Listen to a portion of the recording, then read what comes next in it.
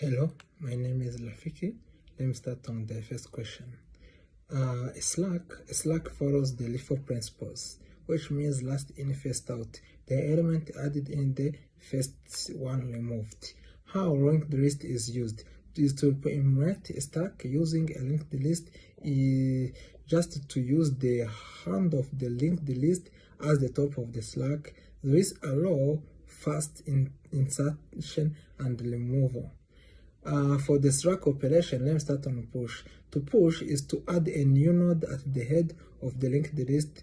This operation takes one time because no travel is needed.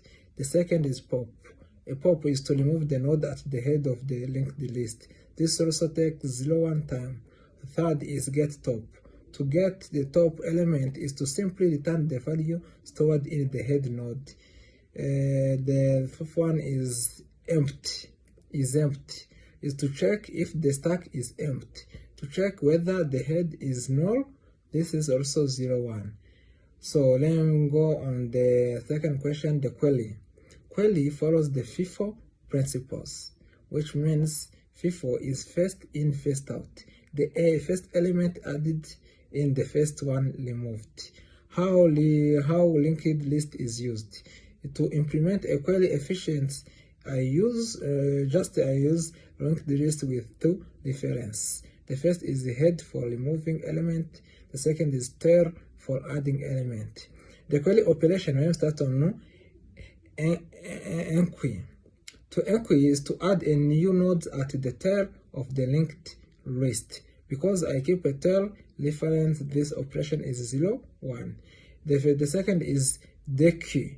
Dequeue is to remove the node at the head of the linked list. The third is size. Size, to get a size, there may be either maintaining a counter variable which makes it or traverse the list. The fourth one, the last one, is empty. Empty, to check the query is empty, is to verify whether the head is null or the size is 0.